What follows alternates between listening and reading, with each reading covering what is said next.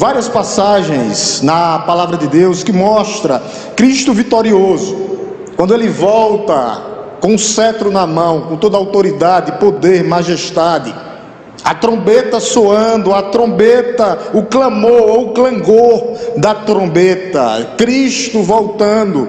Nós temos aquela imagem de Cristo voltando, cavalgando naquele cavalo branco, com as suas miríades celestiais, mostrando todo o poder, toda a glória, todo o seu esplendor e toda a sua majestade. Então Cristo, ele é o nosso tesouro precioso. Não existe outro tesouro precioso. Nosso tesouro precioso é Jesus Cristo, e vitória somente em Cristo. Em Cristo nós temos vitória. A palavra de Deus vai dizer que em Cristo nós somos mais que vencedores. Em Cristo, ele é o aroma de vida para a vida. Ele produz vida eterna. Então nós pregamos esse evangelho. Esse é o papel da igreja. E é interessante que Jesus, ele deixa com a igreja essa incumbência de ir e de pregar. E isso é um privilégio que ele não deu para anjos, não, nem para outro ser. Ele deixou com a responsabilidade a igreja, homens e mulheres comuns, como eu e vocês.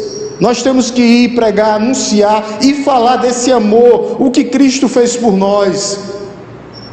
Nós somos, como figura, a palavra de Deus vai dizer que nós somos vasos, e nós temos que quebrar esse vaso para que o evangelho seja apresentado a outras pessoas, para que Cristo chegue a outras pessoas, para que produza vida, aroma de vida para a vida.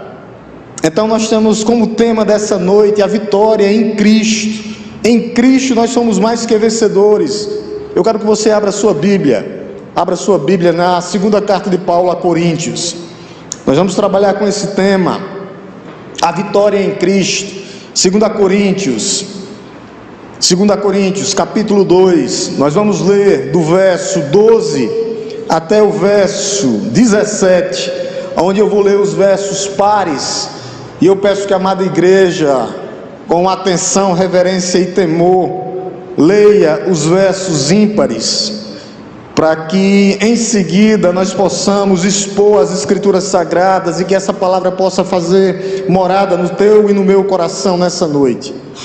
A palavra de Deus você vai abrir na segunda carta de Paulo aos Coríntios, capítulo 2, dos versos 12 ao 17, com esse tema, a vitória em Cristo. Amém, amados? Eu vou ler os pares e gostaria que a amada igreja lesse os ímpares. A palavra de Deus diz assim: quando cheguei a Troade para pregar o evangelho de Cristo, vi uma porta que se havia aberto para mim no Senhor. Verso 13.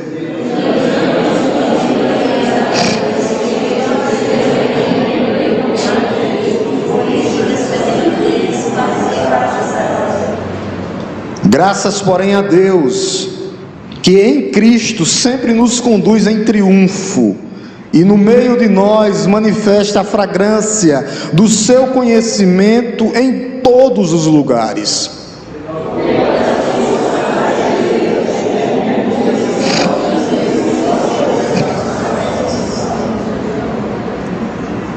Para que estes cheiro de morte para a morte, para com aqueles aroma de vida para a vida. Quem, porém, é capaz de fazer estas coisas?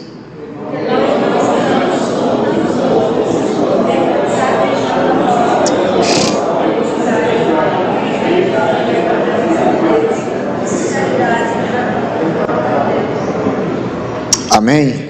Eu peço que nesse momento você curve sua cabeça novamente para a gente orar por iluminação e compreensão da parte de Deus. Te louvamos, Deus Todo-Poderoso, Criador dos céus e da terra. Te louvamos, ó Deus, por essa primeira parte. E bendizemos e te agradecemos, ó Deus, por tudo que aconteceu até aqui. Mas que nesse momento, ó Senhor, Deus meu, Senhor meu, que o Senhor possa me iluminar, ó Deus, para pregar e falar conforme a tua vontade e o teu querer. E que essa palavra, ó Deus, faça morada no coração da tua igreja. e que seja uma palavra de salvação para aqueles que ainda não te conhecem. É isso que eu te peço nessa noite, e já te agradeço, no nome santo e poderoso de Jesus. Amém, igreja? São duas cartas seguidas que Paulo envia para a igreja.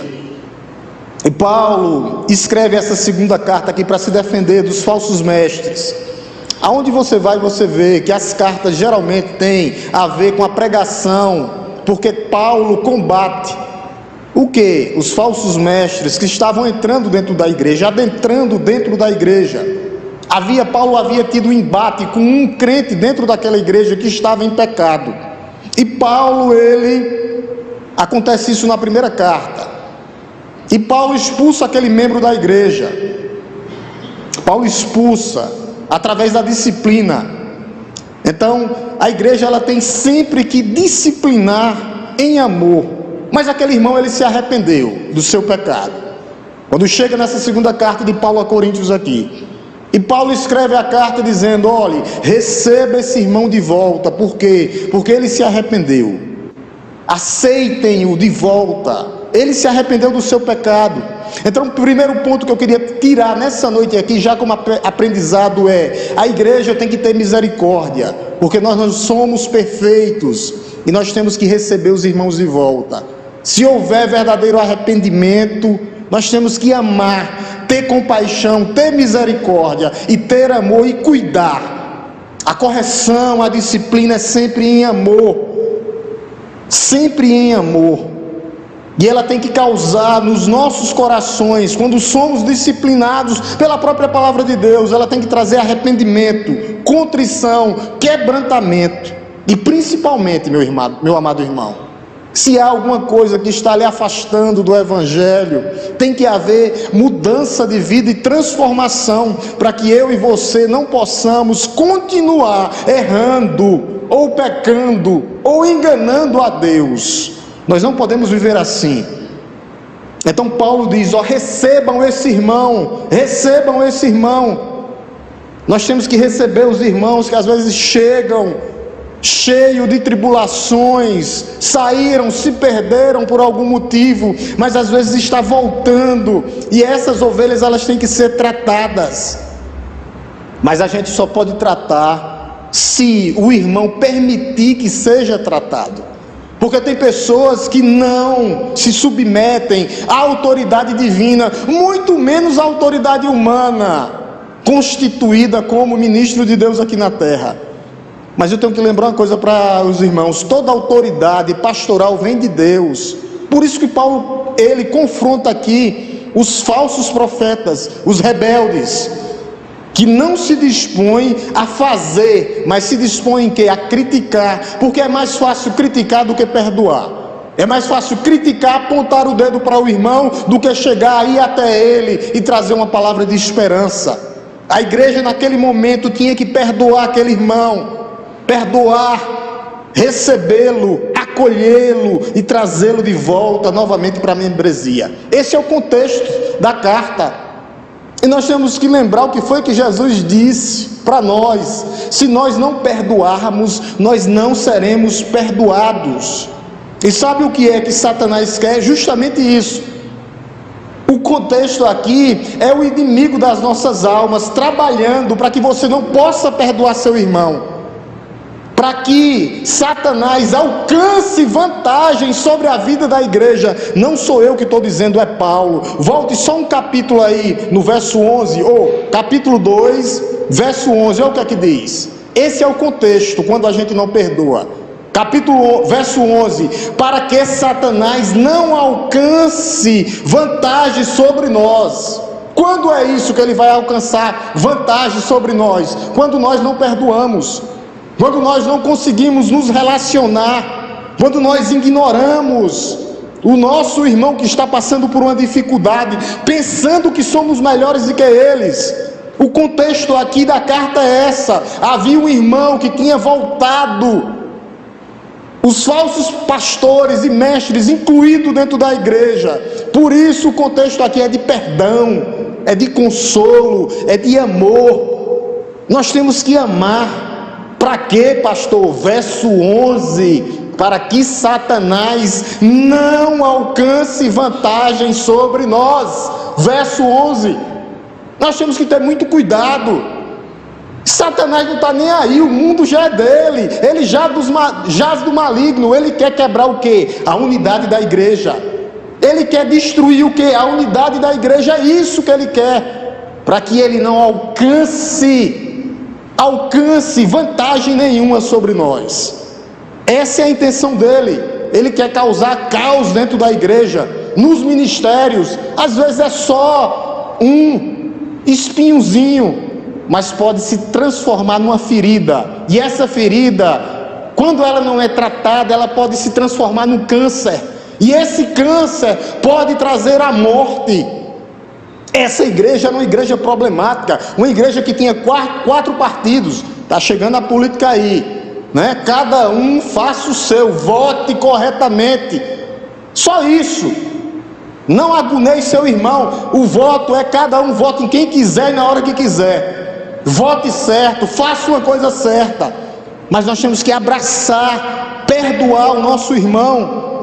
Os nossos irmãos, às vezes, vem chegando cheio de complicação, passou por um problema familiar, um desgaste espiritual, mental, uma perda, e por algum motivo tropeçou. Mas quem somos nós para julgarmos, se nós temos que abraçar os nossos irmãos? Só que os falsos mestres, eles permeavam o meio da igreja, tumultuavam, acusavam o apóstolo Paulo. Havia acusações severas contra esse homem de Deus, acusações malignas, terríveis sobre esse homem. Eles diziam que ele não era de Deus porque ele era perseguido, que ele não tinha autoridade, que ele era um homem fracassado. Mas Paulo só queria pregar a palavra de Deus.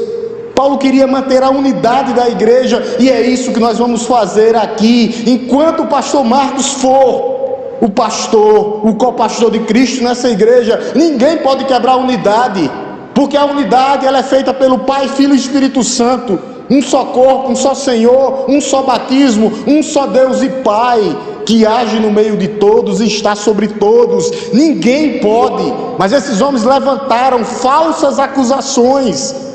Por quê? Porque o pastor Paulo tinha sido açoitado, apedrejado, chicoteado, expulso de várias cidades, de várias sinagogas, de várias igrejas.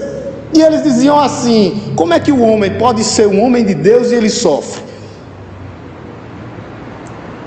E Paulo começa a responder todas essas respostas aqui, a partir do verso 12, onde a gente leu. Paulo estava na região de Troade.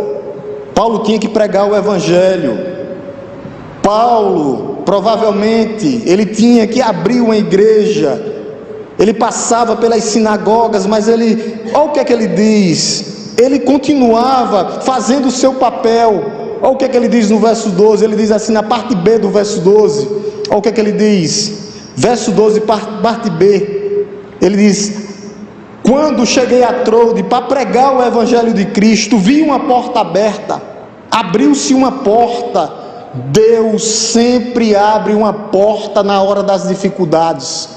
Deus sempre abre uma porta. Às vezes ele começa a abrir uma janela, depois ele abre a porta, depois ele abre uma avenida e o sol volta a raiar. Mas aqui se abriu uma porta para a pregação do evangelho.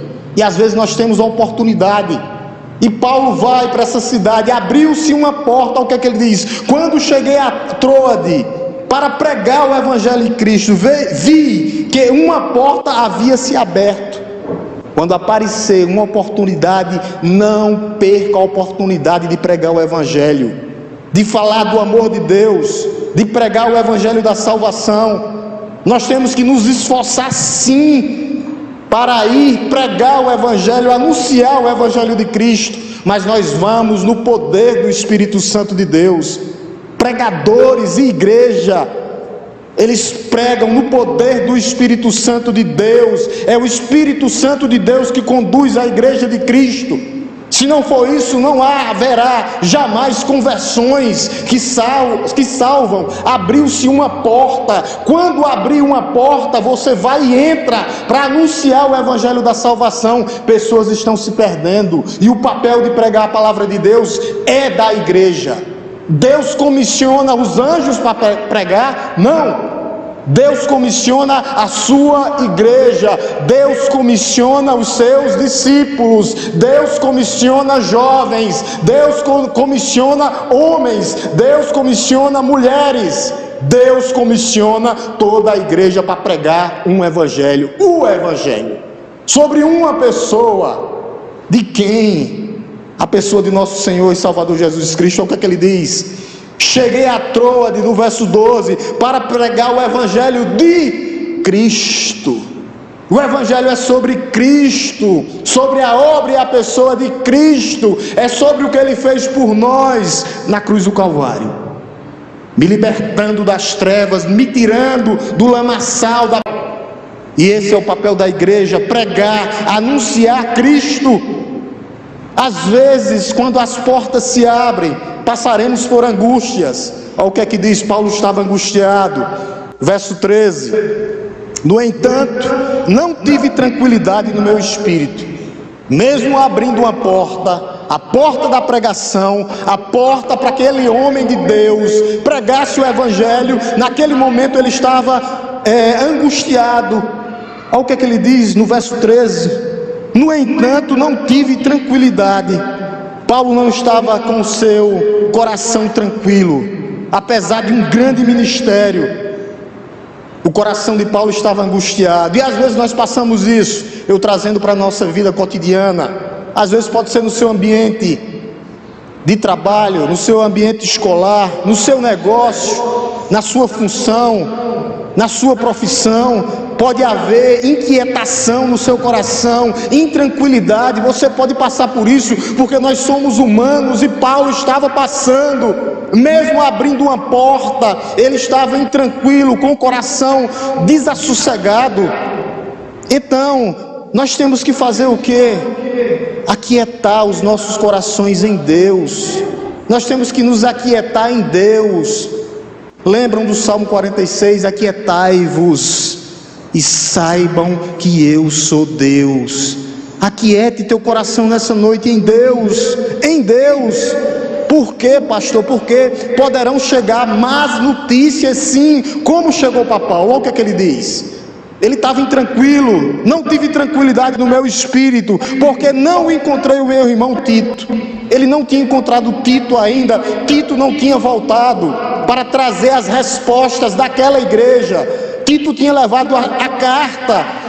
E nós podemos sim, às vezes, passar por essa agonia. Nós estamos esperando um retorno de algo que está trazendo inquietação no nosso coração, nos negócios, na família, nos filhos que ainda não se converteram. As respostas às vezes podem demorar, mas elas nunca deixarão de ser cumpridas, porque Deus cumpre todas as suas promessas no tempo certo. Deus, Ele sabe do que nós estamos passando. As coisas às vezes nos deixam inquietos. A porta havia se abrido, mas às vezes o que é que acontece? Nós duvidamos. A porta aberta, Deus mostrando é por aqui, e nós duvidamos. Nós ficamos inquietos. Nós temos que descansar em Deus, que está no controle absoluto de todas as coisas. E essa palavra é para você nessa noite. Que você possa manter constância na sua vida, em tudo que você for fazer. Eu quero que você preste bem atenção. Se você começou uma coisa, termine em nome de Jesus. Às vezes nós começamos a pregar um evangelho ou dar um discipulado, começamos, mas não terminamos. Tenha constância, porque aparecerá adversidades. Porque a gente leu aqui no verso 11, Satanás, ele quer tirar o povo de Deus, a concentração do povo de Deus, desviar o povo de Deus, se possível, não vai desviar, até os eleitos de Deus. Então nós temos que ter constância, fique firme, a sua posição é uma posição de defesa, para que nós possamos sair para o ataque. Mantenha-se. Há pessoas inconstantes dentro da igreja. Nós temos que ser constantes no que nós fazemos, no que nós falamos, no que nós nos cumprir, o que nós fizemos. Eu fiz um compromisso, eu comecei, eu vou terminar. Aquele compromisso ali não é com o pastor, não é para o líder, não é para homens, você está fazendo para Deus. E Paulo teve essa intranquilidade que ele diz aqui: no entanto, verso 13, não tive tranquilidade no meu espírito. O coração de Paulo estava abalado, porque não encontrei o meu irmão Tito. Por isso, despedi-me deles e parti para a Macedônia. Paulo, ele parte para depois, em seguida, encontrar com Tito. E ele encontra com Tito, como diz lá em Atos, a gente vê o encontro. E quando a gente lê agora essa segunda parte, esse segundo ato agora sim, vai falar do nosso tema, que é a vitória em Cristo. Nessa noite, o tema que a gente escolheu, ele vai falar do verso 14 ao verso 17, da vitória em Cristo, a gloriosa doutrina da cruz de Cristo, a aliança feita por Cristo, pelo seu derramamento de sangue. Ele passa a falar das marcas vitoriosas, do triunfo do seu ministério, o triunfo da igreja, o triunfo constante em Cristo. Por isso que, se nós estivermos em Cristo, nós somos mais que vencedores. Apesar das inquietações e da agonia dos nossos corações, nós vamos triunfar. Só que nós temos que ter constância. A pergunta é: pastor, como acontece o meu triunfo? Como acontece a vitória da igreja? Você não quer doutrina da vitória? Está aqui a doutrina da vitória. Como acontece a vitória da igreja? Comecinho do verso 14. Graças, porém, a Deus, somente através dele, somente através da sua graça. Essa é a marca inconfundível da vitória cristã, graça mediante a fé em Jesus Cristo. Essa é a marca inconfundível do cristianismo raiz, genuíno. É uma igreja cheia de graça, que recebeu a graça de Cristo. Aí ele vai dizer que sempre nos conduz em triunfo. Uma igreja cheia de gratidão, que recebeu a graça abundante de Deus em nossos corações, mesmo de diante das dificuldades. Essa gratidão aqui é uma espécie de gratidão perseverante, que não volta atrás, que não retrocede. É uma graça sólida, inabalável, durável, indestrutível. Graça, favor imerecido, porém a Deus. É o que Ele fez por mim e por você. É essa gratidão que nós temos que ter, essa graça que nos alcançou, essa maravilhosa graça que chegou a nós. Por isso nós temos que ser o que, pastor? Gratos a Ele. Lembram, né, da história dos 10 leprosos? Somente um voltou para agradecer, e aquele voltou justificado, salvo. A fé daquele homem, a graça de Deus, a gratidão que ele teve pelo que Cristo fez por ele, gerou e regenerou o coração daquele leproso. E ele volta em estado de gratidão, agradece ao nosso Senhor e Salvador Jesus Cristo. E além da cura, ele disse: a tua fé te salvou. Nós temos que ter graça, uma vida cristã vitoriosa. Porém, ele diz no comecinho: graças, porém, a Deus. É através de Deus e por Deus, apesar das circunstâncias, apesar de tudo, nós devemos dar graças a Deus. Deus é quem dirige o nosso destino. É Ele que trabalha em teu favor, é Ele que trabalha por nós.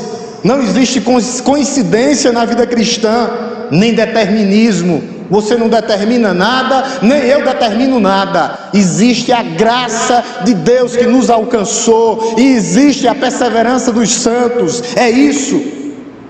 Por isso, nem um fio de cabelo teu pode ser tocado ou tirado, se não estiver no controle de Deus.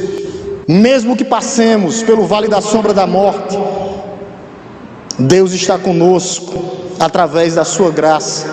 Eu lembro-me também do rei Josafá, quando uma grande multidão vinha sobre ele.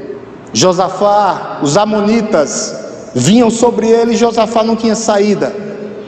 Está lá em 2 Crônicas 20. Uma multidão vinha sobre Josafá.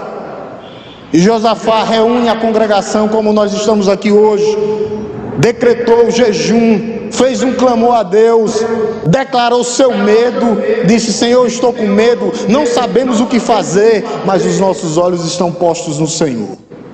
E é isso que a igreja tem que fazer.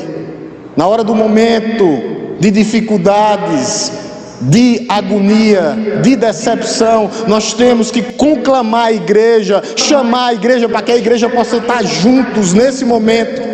Josafá orou ao Senhor, e as orações de Josafá chegou até o Senhor. E o Senhor respondeu a Josafá dizendo: não temas, a luta não é tua, não temas, a batalha não é tua, é eu que labuto por ti. A luta não é nossa, a batalha não é nossa, é Deus que labuta e que luta por mim e por você. Nós temos que aprender a confiar nesse Deus, porque às vezes nós falamos que confiamos, e confiar é entregar, como diz Charles Spurgeon, um cheque em branco a Deus e dizer: Deus, digita o valor e preenche do jeito que o Senhor quer. É isso que nós temos que fazer. Graças, porém, a Deus. Graças, porém, a Deus. Por isso que a vitória, ela sempre vem através de Cristo. Olha o que é que diz no verso 14: graças, porém, a Deus, que Cristo sempre nos conduz em triunfo. Sempre, constantemente. A palavra aqui dessa noite é constância. Cristo sempre nos conduz em triunfo. Pastor, mas eu estou passando pelo vale da sombra da morte. Não importa, Ele está trabalhando em teu favor, Ele trabalha em nosso favor, Ele trabalha por mim e por você.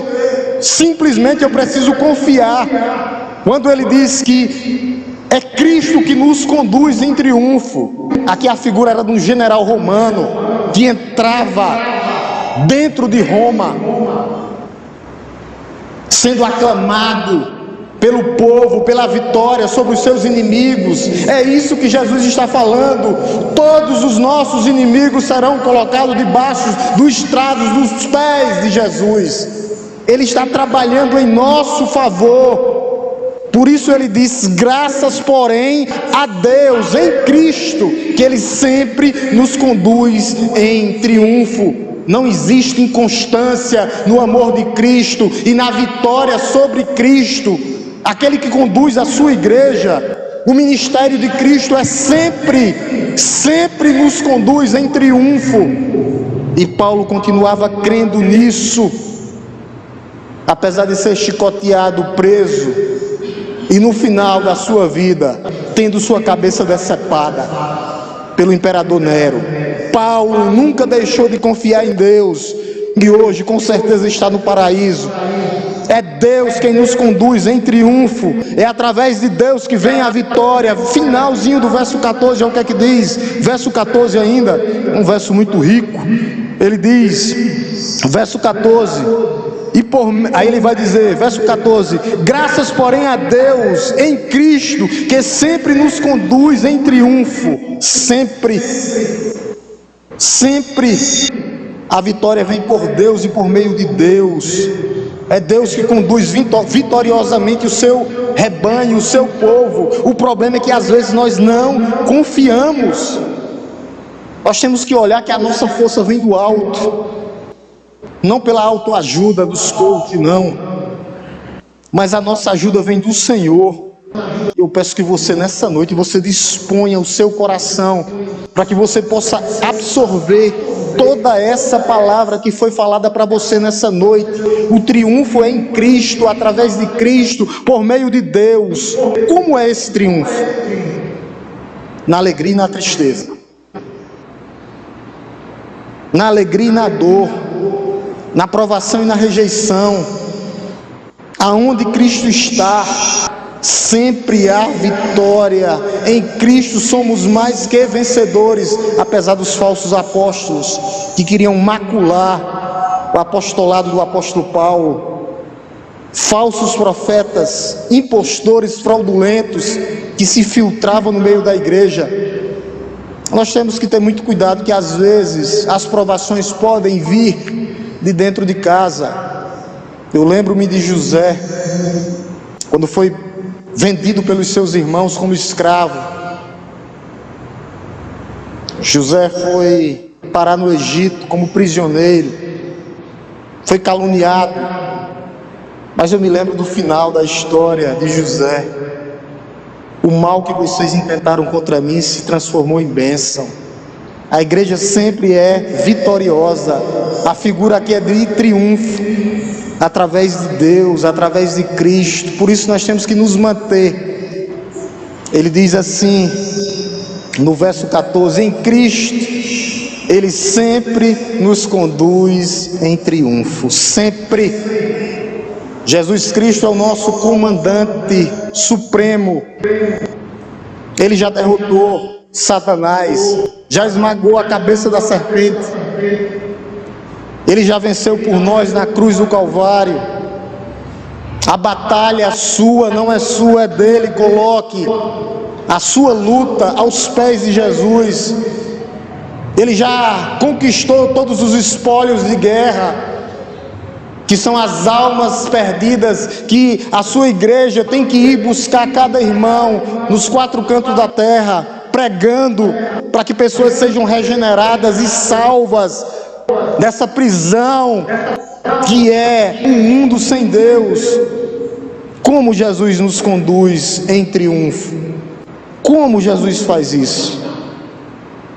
Através do seu conhecimento. Olha o que é que ele diz no finalzinho do verso 14: e por meio de nós, que manifesta a fragrância do seu conhecimento. Através do seu conhecimento, Deus usou o apóstolo Paulo. Hoje Ele usa quem? A sua igreja. A igreja de Cristo é o bom perfume de Cristo. E a igreja prega o evangelho de Cristo que salva pessoas. Deus se manifesta através da sua igreja, através do aroma. O aroma, é isso que ele fala aqui, a fragrância, no verso 14. E por meio de nós, da sua igreja, manifesta o aroma, o bom perfume de Cristo.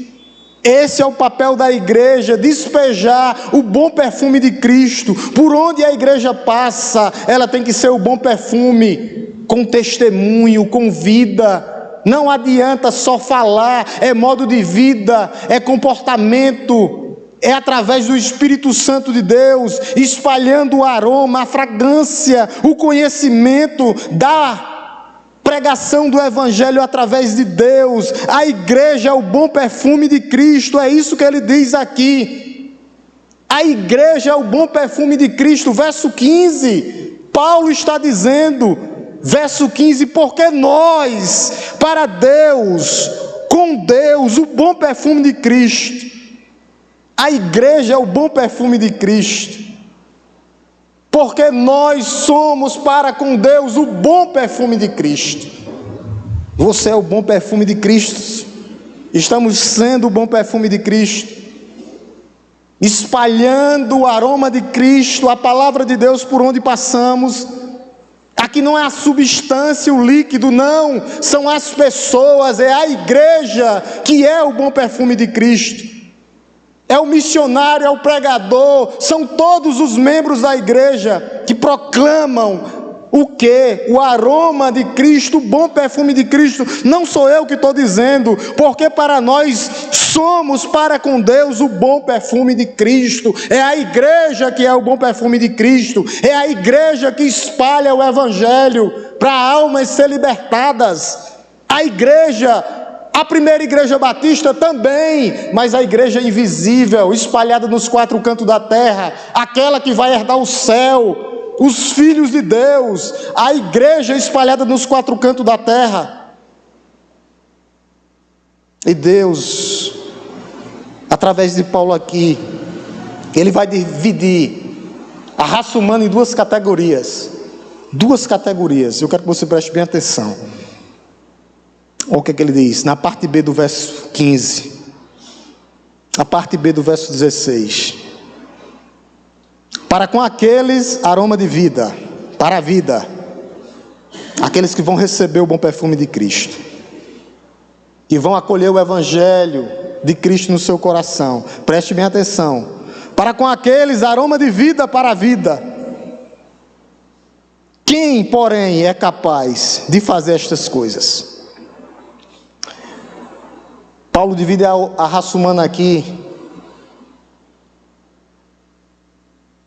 em duas categorias: os salvos, os que vão receber o aroma de Cristo, que vão acolher esse bom perfume de Cristo no seu coração, o evangelho da salvação através da sua igreja, confessando, recebendo, mediante a graça e a fé em Cristo Jesus, a igreja sendo bom perfume. E ele divide a segunda parte entre os incrédulos, aqueles que não vão ouvir, e podem até ouvir, mas não vão guardar a palavra no coração. Quando eu falo no coração, o coração sempre está ligado aqui, não precisa falar, que é uma metáfora. Quem colhe a palavra de Deus em seu coração, ouve, escuta, muitos vão negar esse evangelho. A má notícia é que não existe a terceira via. Não existe a terceira via. Não existe, pastor, não. Não existe purgatório. Não existe reencarnação. Não existe renascer das cinzas, da fênix. Não. Existe dois caminhos: vida ou morte. Aroma de vida para a vida. Cheiro de vida para a vida, cheiro de morte para a morte. É isso que ele diz no verso 16. Olha o que é que ele diz agora: para com este cheiro de morte para a morte. Os que ouvem a palavra de Deus e dizem não, são responsáveis, receberam o evangelho e disseram não quiseram o bom perfume de Cristo, não quiseram. E o que Paulo está dizendo aqui é aroma de morte para a morte, para com aqueles aroma de vida para a vida.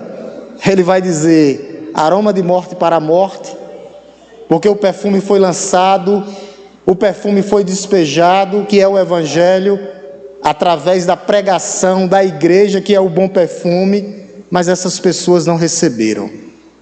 O que Paulo está dizendo aqui é o meu ministério, o ministério da igreja sempre é vitorioso. Por quê, pastor? Porque a igreja prega, e aqueles que vão ouvir, vida, e aqueles que não ouvir, produz o quê? Morte. A responsabilidade da igreja é só pregar, só anunciar, só falar, somente isso. O que Paulo está dizendo aqui é: eu preguei o evangelho a toda criatura, quem não quis ouvir está sendo morto porque quer. Mas eu espalhei o aroma de vida para a vida, e a igreja batista em Araripina está fazendo isso, pregando o evangelho da salvação, para que o escravo saia e seja liberto dessa prisão. Até os indecisos tomam uma decisão, pois a indecisão já é uma decisão de não querer Cristo. A indecisão já é uma decisão de não decidir por Cristo. Quem não se decide por Cristo é contra Cristo, recebeu o aroma, recebeu o bom perfume, está ouvindo pela 50ª vez, mas recusa Cristo. Jesus certa feita disse: quem não é por mim é contra mim. Qual a decisão que nós vamos tomar nessa noite, eu e você? Qual a decisão que nós vamos tomar nessa noite? Jesus já lançou a boia. Você está se afogando rio abaixo. Vai querer pegar a boia? Ou vai querer teimar, afundar sem a boia? A boia foi lançada. A decisão é: nós estamos em alto mar. Já descemos 3, 4 vezes lá no fundo, batemos lá embaixo e voltamos. A boia foi lançada. Vai pegar na boia para ser retirado da escravidão, ou vai continuar na teimosia, não querendo segurar a boia? Nós temos que tomar uma decisão nas nossas vidas. Nós não podemos ignorar. Nós não podemos ignorar. Você tem que tomar uma decisão em pegar a boia, subir no barco e remar. Ou você vai tomar uma decisão de não pegar na boia e afundar. E afundar. A decisão é sua nessa noite. Isso é em tudo que você for fazer na sua vida. Pastor, eu tomei uma decisão de pegar na boia. O meu compromisso ministerial, o meu compromisso com a igreja de Jesus, no meu campo, aonde eu estou, exercitando os meus dons, vai pegar na boia? Vai pegar na boia? A boia foi lançada. Já mergulhou 3 vezes, já bateu lá no fundo e voltou 3 vezes. A boia foi lançada. A palavra de ordem nessa noite é constância, meu amado irmão. Começou, termine o que Deus te deu. Está com algum problema no casamento? Vá à sua esposa, peça perdão. Vá a seu esposo, peça perdão. Você é crente. Se reconcilie com ele, com ela. O crente é você da casa. Tem que partir de você. Você vai pegar na boia para continuar? Ou vai soltar a boia? A palavra de Deus para você nessa noite é constância no que você for fazer. Deus não gosta dos inconstantes. Eu começo, mas não termino. Eu vou hoje, mas não vou amanhã. A palavra de ordem para você é constância. Constância, porque o evangelho é cheiro de vida para a vida. O efeito dele é tenebroso para aqueles que rejeitam o evangelho. Ele diz no verso 16: para com estes cheiros de morte, condenação. O evangelho ele é poderoso para salvar, mas o sol que endurece o barro é o mesmo sol que amolece a cera. Deus está batendo no teu coração para amolecer o teu coração. Há pessoas impenitentes que não querem ouvir a palavra de Deus. Eu choro por essas pessoas.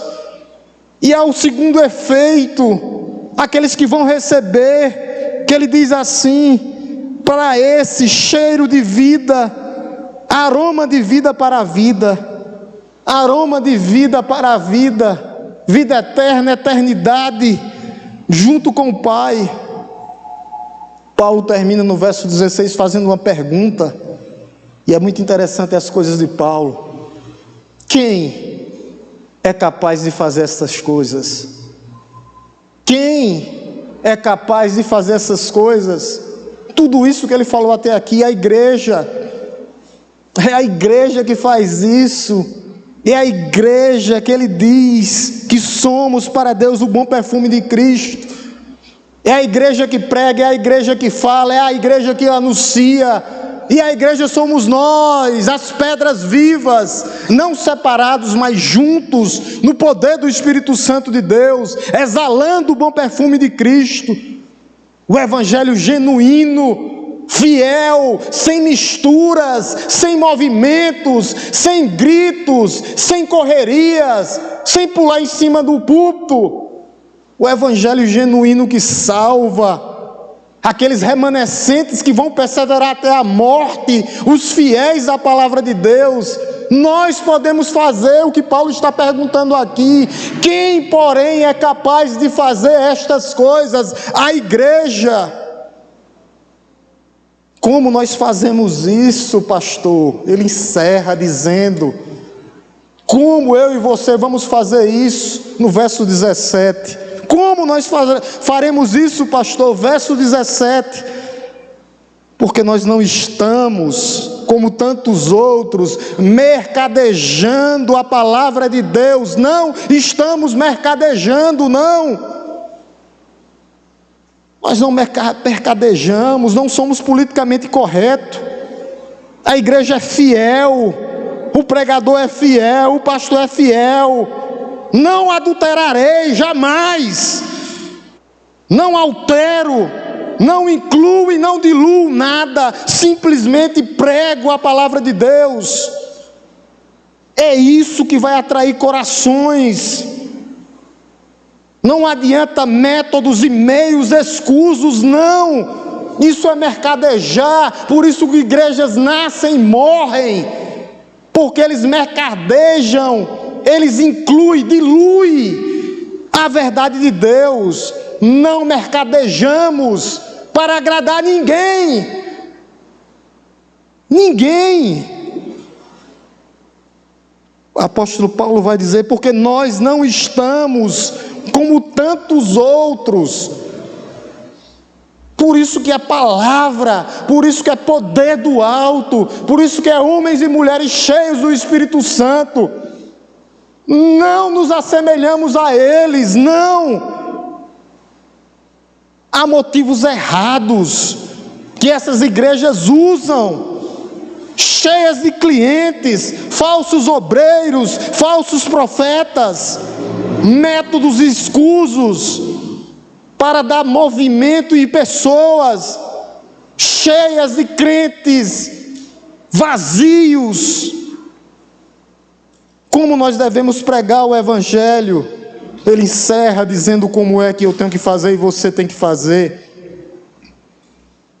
Olha o que é que ele diz na parte B do verso 17. Pelo contrário, olha o que é que ele diz, não, logo do começo. Como nós fazemos? Como nós pregamos a palavra de Deus? Ele diz aqui, como é que nós fazemos? Não mercadejamos a palavra de Deus. Pelo contrário, em Cristo é que falamos na presença de Deus. Nós anunciamos a palavra de Deus na presença de Deus. É isso que a igreja faz. O que é isso, pastor, que ele está falando? Deus é testemunha, Jesus é testemunha do outro lado, e o Espírito Santo no meio, porque habita em nós. 3 testemunhas que testemunham ao teu favor. O que é que tu queres mais para tu ir falar de Deus? Deus do lado direito, Jesus do outro lado, e o Espírito Santo habitando em você, para que você prossiga na pregação do Evangelho. Paulo nunca falou de si mesmo, não, mas ele falava da parte de Deus. A fonte da mensagem é Cristo. O canal é o Evangelho, as boas novas de salvação. Paulo fala na presença de Cristo e na presença de Deus. É isso que ele diz aqui. A palavra de Deus, pelo contrário, em Cristo é que falamos, em Cristo e na presença de Deus. É assim. Você tem toda a autoridade aqui do céu, no poder do Espírito Santo de Deus, para ir pregar e anunciar. Não há desculpas. Não precisa de truques, não precisa. A mensagem de Deus na presença de Cristo e de Deus como testemunha. Cristo é suficiente. É isso que temos que fazer e ter isso aqui que ele diz no final: sinceridade da parte do próprio Deus. Pregue o evangelho genuíno. Fale e não te cales. Pregue com segurança. Sinceridade aqui é integridade. Eu só preciso manusear minha Bíblia bem, falar de Deus. Deixa o Espírito Santo de Deus trabalhar. Não sou eu e não é você que convence ninguém. É o Espírito Santo de Deus trabalhando na vida de pessoas e salvando pessoas no poder do Espírito Santo de Deus. Eu termino com algumas aplicações para que nós possamos pensar nessa noite. Eu e você, no que foi falado, para que a palavra possa ter feito morada no seu coração. Nós, como Igreja de Cristo, estamos aqui para pregar a palavra de Deus, para ensinar tudo o que Cristo mandou. É isso que nós temos que fazer, pregar a palavra de Deus. Como é que eu prego a palavra de Deus? A palavra pura e simples, o que está aqui. Lembre-se no verso 15 que você é o bom perfume de Cristo. Você é o bom perfume de Cristo. Você tem toda a autoridade. Quer a pessoa acredite ou não. Não é eu e você que converte ninguém, não. Nós só precisamos o quê, pastor? Ser sinceros e íntegros à palavra de Deus. Nós só precisamos disso. Não precisamos de mais nada. Mais nada. Mais nada, nada. Nós precisamos o quê? Ser autênticos ao que Deus mandou nós pregarmos. Está aqui na sua palavra. As pessoas alcançarão Cristo através da palavra de Deus. Paulo plantou, Apolo regou, mas quem deu o crescimento foi Deus. Não é homem, é Deus. E para você que não é crente ainda nessa noite, eu espero que essa palavra de Deus tenha feito morada no seu coração. Porque a nossa única esperança é Cristo, que é aroma de vida para a vida, que produz vida eterna. É o que Cristo fez por você na cruz do Calvário. É o sangue de Cristo derramado para perdão e purificação de pecados. O meu convite nessa noite é que você reconheça Jesus como Senhor e Salvador da sua vida. Que você, em sentido de adoração e clemência, se curve diante dele. Renuncie à sua vida antiga, para que nessa noite você possa ser salvo e alcançado por Cristo, que é aroma de vida para a vida. Somente através dele, e por meio dele, e para ele, que são todas as coisas. Amém, igreja? Vamos orar em nome de Jesus. O lanche, tá? Não esqueça. Curvemos nossas cabeças e oremos. Te louvamos, Deus Todo-Poderoso, Criador dos céus e da terra. Te bendizemos nessa noite, ó Deus, já reconhecendo, ó Deus, o Teu poder sobre as nossas vidas, o Teu agir, ó Deus, no meio do Teu povo que te chama pelo Teu nome, o Teu povo que o Senhor jamais abandonará. Cremos, ó Deus, que o Senhor é bom, cremos, Senhor, na Tua fidelidade, cremos, Senhor, que o Senhor começou a boa obra nas nossas vidas e que o Senhor vai finalizar até o dia do Senhor, aquele dia que o Senhor voltará como comandante dos exércitos, das miríades, vida para a vida. Ó Deus, que as pessoas possam entender e que esse bom perfume de Cristo, que é o Evangelho da salvação, através da pregação da palavra, a sua igreja sendo sua agência aqui na terra, eles possam entender, ó Deus, que não há, ó Deus, salvação a não ser em Cristo Jesus nosso Senhor. Ó Espírito Santo Deus, que o Senhor possa soprar nos corações daqueles que não tiveram ainda uma experiência com o Senhor. Vai, Senhor, de encontro a eles, convencendo-os, ó Deus, do pecado, da justiça e do juízo. Trabalha, Senhor, no íntimo de cada um, que o Senhor possa continuar sustentando a Tua igreja, para que a Tua igreja seja o teu bom perfume, por onde passarmos, aonde pisarmos a planta dos nossos pés, sendo tuas testemunhas vivas, ó Deus, indo na tua autoridade e no teu poder, anunciando, pregando o evangelho da salvação, para que pessoas sejam libertas, ó Deus Todo-Poderoso, do império das trevas e sejam transportadas para o reino do Filho do teu amor. Vai de encontro, ó Deus, a essas vidas que ainda não tiveram experiência com o Senhor. Ó Deus, faz o que eu não posso fazer. Convence, Pai, eles do pecado, da justiça e do juízo. Faz morada, Senhor, nos seus corações. Faz, Senhor, o que nós não podemos fazer. Vai, Deus Todo-Poderoso, de encontro. Ó Deus, que o Senhor continue cuidando da tua igreja, cuidando dos visitantes, que nós possamos ter um restante de semana na tua presença, que seja uma semana abençoada e abençoadora.